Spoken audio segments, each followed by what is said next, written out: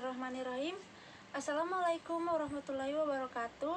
Baik, pada pertemuan kali ini saya akan membahas mengenai pembelajaran bahasa Indonesia tema 8 subtema 3 mengenai penggunaan huruf kapital dan tanda titik.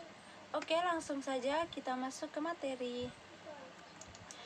Yang pertama, penggunaan huruf kapital. Nah, yang pertama itu huruf kapital atau huruf besar dipakai sebagai huruf pertama awal kalimat.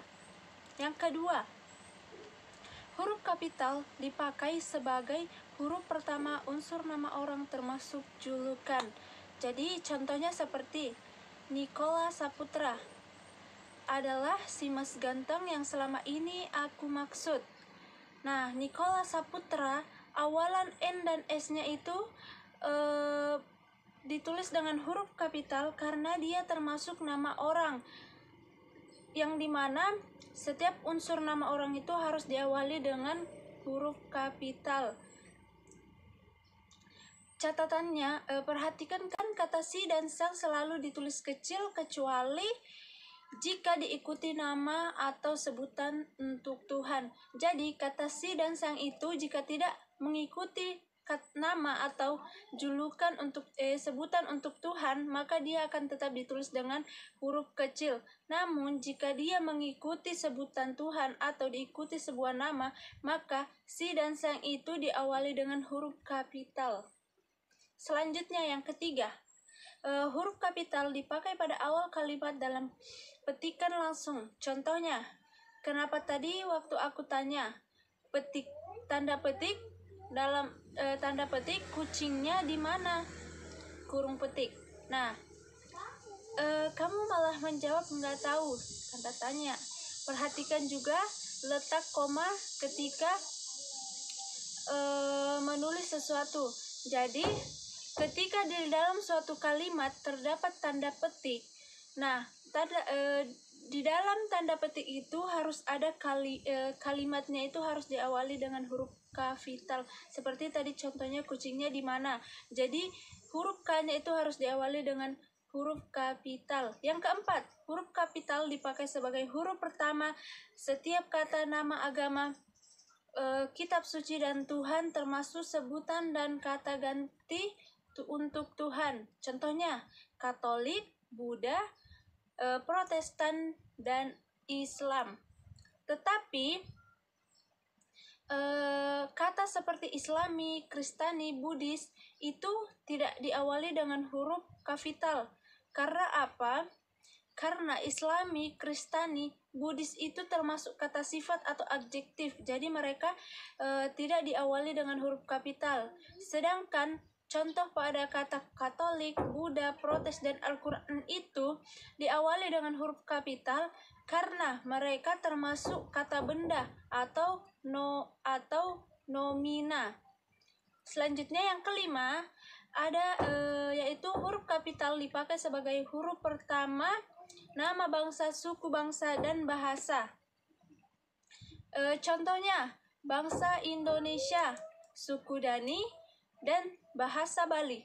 Catatannya, nama bangsa, suku bangsa, dan bahasa yang dipakai sebagai bentuk dasar kata turunan tidak ditulis dengan huruf awalan kapital.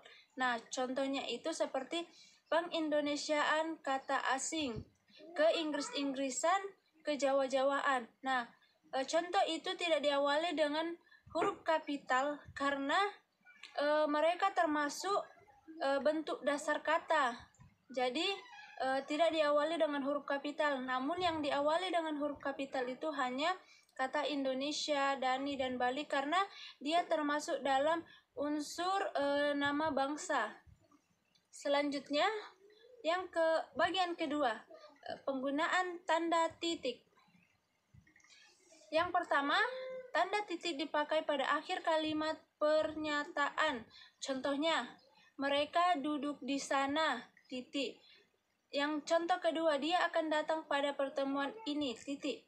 Jadi, tanda titik itu digunakan setelah kata sana. Mereka duduk di sana. Kita akhiri dengan tanda titik. Yang kedua, tanda titik di belakang angka atau huruf dalam suatu ikhtisar atau daftar. Contohnya A. Titik bahasa Indonesia 1. Titik kedudukan.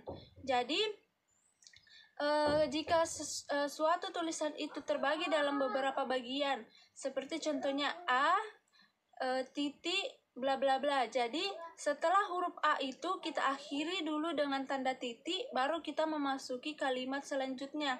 Nah, kalimat selanjutnya itu harus digunakan dengan huruf kapital, karena setelah titik itu walaupun di tengah kalimat setelah titik, kalimat selanjutnya itu akan menggunakan huruf kapital.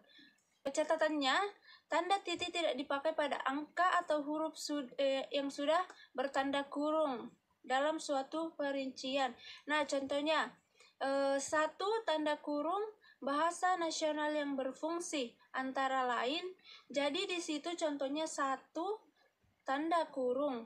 Nah, karena dia di situ sudah ada tanda kurung, jadi kita tidak perlu menggunakan tanda titik lagi karena dia sudah menggunakan tanda kurung. Seperti itu. Selanjutnya, contoh yang ketiga. Tanda titik dipakai untuk memisahkan angka jam, menit, dan detik yang menunjukkan waktu atau jangka waktu. Contohnya, pukul 01.35.20.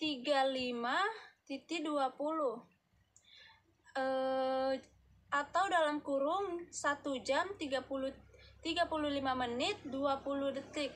Jadi tanda titik itu kita gunakan untuk memisahkan waktu, jam, detik, dan menitnya, agar kita tahu sekarang jam sekian lewat sekian dan sekian. Jadi untuk mengetahui itu, seperti contoh yang ada seperti 01 kita akhiri dengan titik lalu masuk ke menit.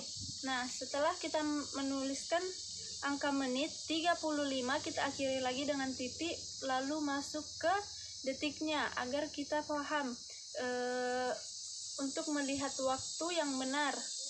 Dan itu penggunaan titik digunakan untuk memisahkan jam, menit, dan detiknya. Oke, selanjutnya poin keempat. Tanda titik dipakai untuk memisahkan bilangan ribuan atau kelipatan yang menunjukkan jumlah. Contohnya, Indonesia memiliki lebih dari 13.000 pulau. Nah, di situ tanda titik kita gunakan untuk memisahkan bilangan. Nah, karena di situ ada angka 13.000 pulau, jadi tanda titiknya kita gunakan pada kita taruh di belakang angka 13 kita akhiri dengan titik, lalu angka selanjutnya dan kalimat selanjutnya lalu akhiri dengan titik lagi, seperti itu. Dengan catatan tanda titik tidak dipakai untuk memisahkan bilangan ribuan atau kelipatan yang tidak menunjukkan jumlah. Nah, contohnya seperti dia lahir pada tahun 1956 di Bandung. Jadi tanda titik itu tidak kita gunakan dalam angka yang ada pada contoh, karena dia menandakan suatu jumlah, bukan suatu bilangan.